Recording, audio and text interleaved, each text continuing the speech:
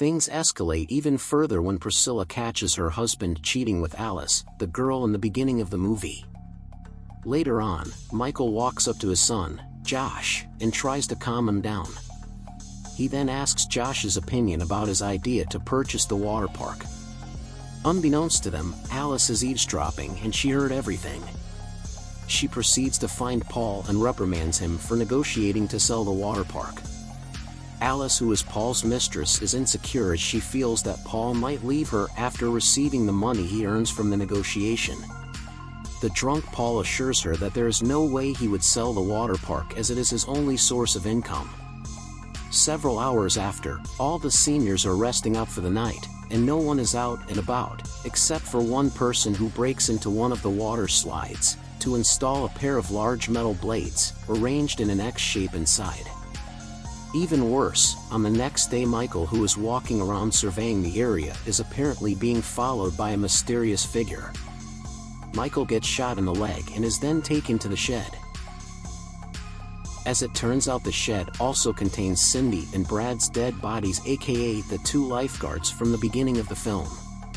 In the next scene, we learn that Tommy has been fired from his job and Kim just dumped him. Shortly after, Conrad comes up to him and tells him that Kim no longer cares for him. However, Tommy still holds out hope because he loves her.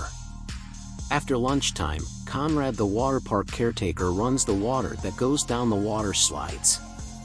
At this point, no one is aware of the metal blades inside one of the slides. Meanwhile, Priscilla, who also works there, opts to spend her time hooking up with Slim instead of doing her job. In the afternoon, all the seniors are excited to participate in a fun competition with a $500 prize. They would be split into teams and will compete for the fastest to slide down the water slides. Naturally, Josh teams up with Chad and Slim. However, Slim is still nowhere to be found. They instead see Tommy, who suddenly comes up to them despite having been fired from his job. Tommy tells them that he comes not as an employee but as a visitor now, and he is also taking part in the competition. The rest of the seniors don't seem too fond of the idea and won't let him join. With Slim still nowhere in sight, Josh and Chad decide to ask Kim to team up with them. Not long after, Tommy, who had nothing better to do than stand around, notices something amiss. He takes note of a trail of water leaking out of one of the slides. He also finds remnants of the water slide's material, meaning someone has poked holes at the slide. While all the seniors are lining up to get to the top of the slides, Conrad is chilling by the pool waiting for the competition to start. While this is going on, Tommy, who is now convinces that one of the slides has been tampered with, begins trying to discourage everyone from going down the slides. Unfortunately, the seniors brush him off as they already think of him as a party pooper for what he did the other night. In mere minutes, the competition is about to begin by the event organizers and the pool caretakers to ensure everything would go well. Priscilla communicates with Conrad, who is guarding below. Of course, neither are aware of the blades installed inside one of the slides. Tommy is relentless. He still tries to inform Paul and Priscilla that everyone's in danger. Unfortunately, nobody believes him, and the competition commences. One of the annoyed seniors even pushed Tommy down the slide. At the same time, three girls are going down the same slide, and as expected, they are instantly mutilated by the blades. Below, the water coming out of slide number 3 has turned red, followed by mutilated limbs sliding down.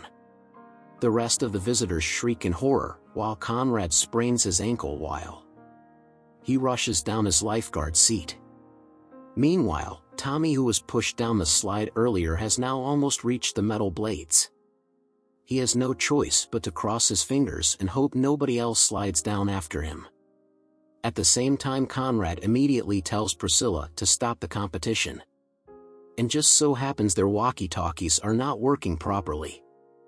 Hence, Priscilla remains blissfully unaware of the chaos below, and instead invites Paul to slide down. Paul takes the doomed slide number 3. Josh now rushes upstairs and asks everyone to stop going down the slides. Paul, who is in the midst of going down the slide, proceeds to try to keep from sliding down further. Meanwhile, the two senior girls and Tommy, who are already crammed down the blades, get pushed down further and die. Nobody certainly expects that all this fun and games would turn this bloody.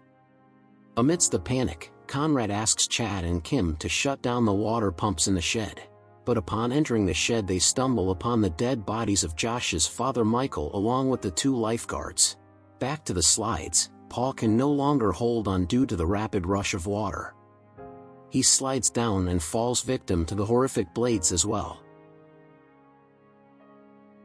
Following the massacre, Josh is informed by a lawyer that his father has left him quite an inheritance. However, one thing his father has not yet finalized is the purchase of the Wet Valley Water Park, which he had planned to demolish to make space for a $20 million shopping complex. Since Paul, the owner, died in the incident as well, that makes Priscilla the sole recipient of the money made from the transaction. The film ends with Priscilla smiling, followed with her memories showing her was killed at this park years ago, with no one was even bothered to help him.